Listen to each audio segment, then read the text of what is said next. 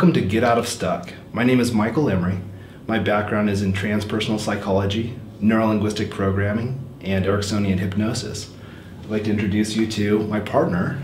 I'm Diane Ulicsni, and I am also a personal development coach and a master trainer for NLP and hypnosis and trauma therapies. So together, we're going to help you to change your life today. And this is going to be a program that you can use continuously into the future as you decide to focus on various aspects of your life that you desire to change.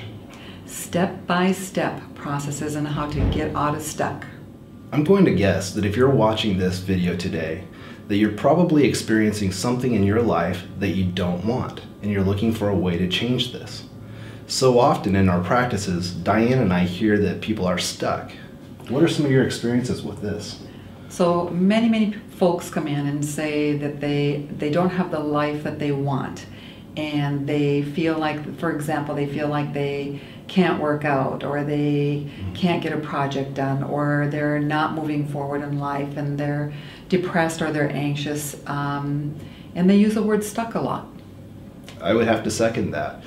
What I've seen and heard from clients is that people are stuck in relationships, they're stuck in their profession, they're stuck with their physical characteristics or the traits that they like to change. Yes. So working out's a big one. And today, what we've done is we've created this program that will specifically show you how you create strategies that are non-beneficial or not in your best interest, and we can help you to change these strategies today so that you can create empowering strategies to get out of stuck. Would that make you curious if you could take tiny little steps that actually work to get you where you're going or get you unstuck? If so, then stay tuned. Typically, for a person to know that he or she is stuck, one must use his or her senses to go outside of his or her body and measure himself or herself against someone else or some concept or ideal that exists out there in the world. So could you give us an example of that, what you mean about that, going outside yourself? You bet, you bet. One of the most common is that classical syndrome of keeping up with the Joneses, right? That's right. It's suburban warfare, right? You've got to be on the same level, if not better, than your neighbor. And we do this all the time. And in fact, I would have to say that a lot of corporate interests rely on this because for them, it's a profit margin if you continue to buy their products or their services trying to keep up with the Joneses. So sometimes this is beneficial, sometimes it's not. What I really think it comes down to is you knowing yourself and understanding how you make decisions. That's the most important thing you can do. And so using your senses will teach you how to use your senses to make decisions and to know what the right decision is for you and what might not be the right decision. So why don't we take a few minutes right now and just write down a few examples of how you think or how you know you're stuck at this time in your life. Again, are you stuck in a relationship? Are you stuck with money, not having enough money? Are you stuck with not being physically fit? Are you stuck in any other area of your life, your health, that you can think of? So just take a few minutes and write some things down, and we'll come right back.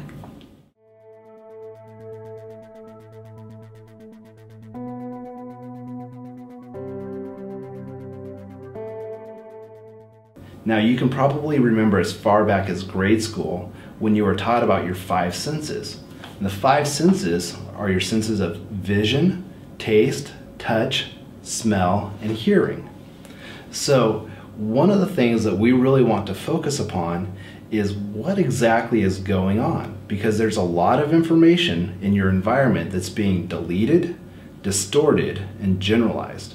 And we'll get into more of that when I cover the universal modeling process. The next component of this program is what is called submodalities. Now think about this. Within each of your five senses, there are various different ways to understand the dynamics of that individual sense. For example, your sense of vision, well, it picks up colors, it picks up black and white, it picks up size, it picks up distance, there are spatial markers, there are things that are either in the scene, like yourself, or not in the scene, Like, for example, if you are looking through your own eyes, you can't see yourself in the picture. But if you're looking at a picture of yourself, You can definitely see yourself in it, right? So there are a lot of dynamics or submodalities of each of your 5 senses that most people haven't been taught to pay attention to. But this is where a lot of your motivation comes from. So we'll get into this in deeper detail. The next component of this video is the way that you use your conscious and unconscious mind. Or rather, the way that your unconscious mind is running everything and your conscious mind is actually picking up or responsible for very little. It's just learning how to use your unconscious mind in your benefit. Next, there's something that we call anchors. And anchors go all the way back to Pavlovian conditioning or classical conditioning. You might be familiar with this term. If you're not, don't worry about it because we're going to get into greater detail as this video continues. But anchors are the way that your body has been conditioned to respond or react in a specific situation. And this typically happens without a person being aware that it's happening. So when you become aware of this, all of a sudden you have control over most situations. And you can change these situations so that you can act by design. This is very powerful. The last component of this program is time distortion or timeline imagery.